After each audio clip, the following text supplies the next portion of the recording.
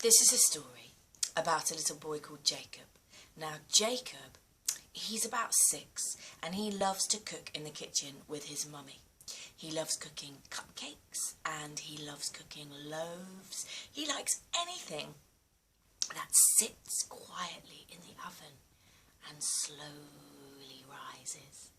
In fact, he often sits by the glass door of the oven, watching everything slowly rise.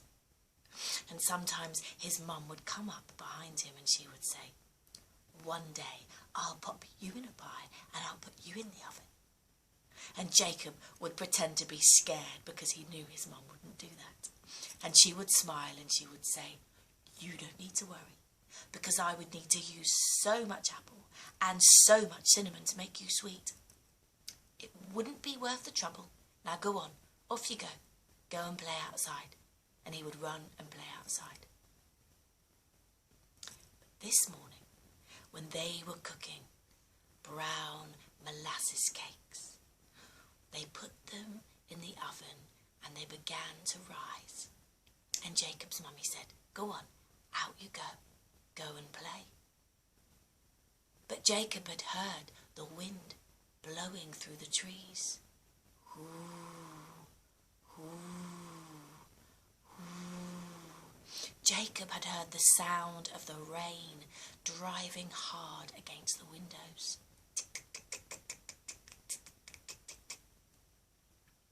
"I don't want to go outside," said Jacob. "Not today. It's windy and it's raining." If little boys and little girls didn't go outside when it was windy and it was raining, they would grow up to be as boring as their parents, said his mum. "And you don't want that, do you?" "No," said Jacob. "I don't want to grow up to be as boring as either of my parents."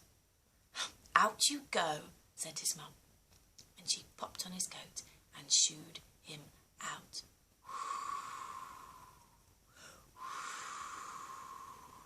It sure was windy out there. It was the windiest day that Jacob had ever seen. A bin came trundling past him, and the branches bent down so low on the trees they almost touched the ground. Jacob was scared and cold. His feet were beginning to get cold, and he was just about to head home when he saw a big bowl in the sky. He saw a big bowl in the sky and it seemed to have an old woman in it, and she was laughing and she was kind of rowing it along, and she was wiping out her trails with a broom. And no sooner had she shot past when there was some kind of house that seemed to blow past. Surely it wasn't windy enough for a whole house to blow past. Didn't have time to think about it for long because he heard another sound, and that was coming from down on the ground. It was a bird. It had been all caught up in the branches. Jacob picked one branch after another away and then scooped the birds up in its hand. It was beautiful, a blackbird. But he didn't have time to admire it for long when the blackbird just flew away. Jacob hurried home, and when he got home his mum was really pleased to see him. She had been a little bit worried about him. And he sat down by the fire and she said he could have some hot apple juice and tell her all about his adventures. And he told her. He said, I could be wrong, but I thought I saw a kind of a big cauldron with an old woman in it, and she was flying through the air, and I thought I saw a house flying too." "Oh yeah," said his mum. She gave him his apple juice and went back to the kitchen. "Well, I could be wrong," said Jacob. But all that night he couldn't sleep through thinking about it. Was he? What did he see? He knew where he was when he'd seen everything, so he would just go back there just to check the next day. The next day, the wind had dropped and the rain had stopped. So Jacob went outside, and he went back to where he had seen the house.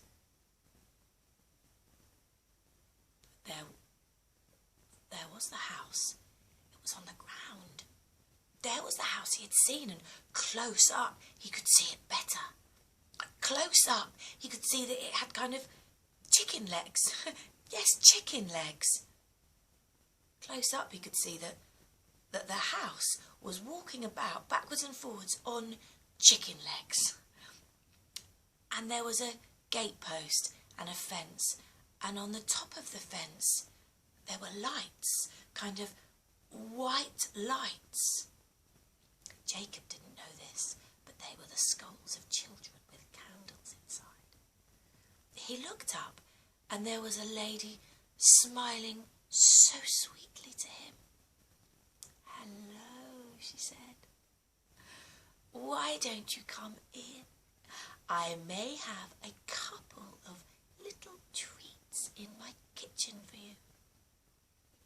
Well, Jacob liked the sound of treats, and the woman, she had a little bit of weight around her middle, and she had soft and comforting bosoms, and she had a smile that said, "I won't do you any harm. I won't do you any harm." Jacob went inside, and there was a goose lying on the side, half plucked. And he looked at the other side of the kitchen, and there was a young girl. She had an apron on, and she had feathers all over her. She must have been plucking the goose. Well, the old lady looked at the boy, and the boy looked at the old lady, waiting for his treats. "What treats do you have in this kitchen?" he said. "The only treat we've got in this kitchen is you," she said. "You will taste lovely baked in a pie. But I'll not have a boy in a pie without mushrooms. You, Maud," she said to the girl in the apron, You get him ready in the pie. I'm going out to get some mushrooms." And off the old woman went, not looking so soft and not looking so kind, and Jacob began to sweat, and Jacob began to shiver.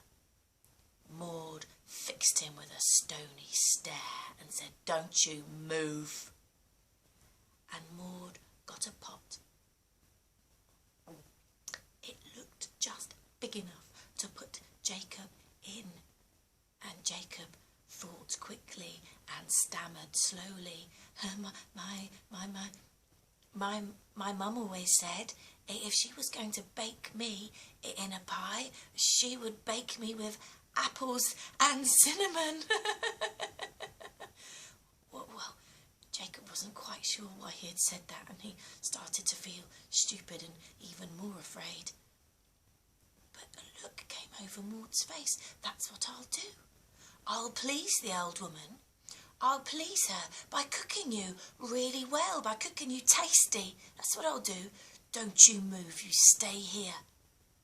"I'm not going anywhere," said Jacob. And she went outside, because just outside the kitchen door there was an apple tree. And she picked a couple of the apples. And whilst she was doing that, Jacob, he thought really, really quickly. He took off all his clothes, except for his pants. He kept on his pants. And then he took the goose, and he dressed the goose all in his clothes. And he put the goose in the dish that he was supposed to be baked in. And he looked around, because the goose looked very goosey and not like him at all. And he looked around, and he saw some wool. And he unravelled all the wool, and he stuffed it on top of the head of the goose, and he put his woolly hat on top. Well, actually, it looked so much like him that he felt quite scared. And he hid in a cupboard, because he knew he wouldn't have time to run out. Not with the girl by the apple tree at the back door. And as soon as he had closed the door, she started to come back in. "Oh, I see. You've got in there. Great," she said. "Less work for me." And she chopped up the apples roughly and shoved them in, one in his mouth and one somewhere else. And then they put the pastry on top, and they started to cook it in the oven. She started to cook it in the oven, and the aromas just began to seep into the kitchen. The pie began to really bake and bake and bake. And the door opened, and there was the old woman. I'm going to tell you her name now. It's her secret name. It's Baba Yaga. You don't need to know that for the story, but you might just want to know her name in case you ever meet her. So she came with her basket of mushrooms and she said, "You've already started. I was going to put these mushrooms in the pie." I've baked it with apples and cinnamon," said Maud. "Ooh, good idea," said Baba Yaga. And she went to the oven and breathed it in. And then she took the pie out. She said, "Looks just about ready." And they cut up the pie and they began to eat the pie. Good apples. Good cinnamon," said Baba Yaga. Tastes like goose," she said. And she looked at Maud. "You've cooked the goose. Where's that little boy? I can smell him. He's in here somewhere." And Baba Yaga began to follow the scent of her crooked nose all the way around until she came to the door of the cupboard that Jacob was hiding in. And she was just about to open the door when there was a bang on the window, a rat-a-tat-tat, a tat-a-tat-tatting. Well, Baba Yaga, who couldn't see that far from the end of the kitchen because her eyes weren't great, went over and opened up the window to see who it was. And a great black bird flew at her, giving Jacob just enough time to get out and run all the way home. Just as he was about to open his door, he looked around and he saw above him Baba Yaga's house, and it had great wings and it was flying, flying, flying away. And he came back in and he sat by the fire and said, "Mum, I just tell this story. I wanted to cook me the apples and the cinnamon, and they did, and the bird, and I ran away." "Calm down," said Mum. "Calm down. Come and take me to where all this happened." So Jacob took her to the clearing in the woods, and there was no house, but there was a bird cawing in the trees. And she said, "I believe you. We must bring an offering here every season. We must say, 'Baba Yaga, stay away.'"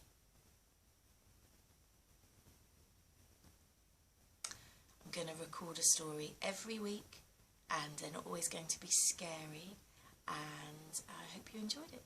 Thank you.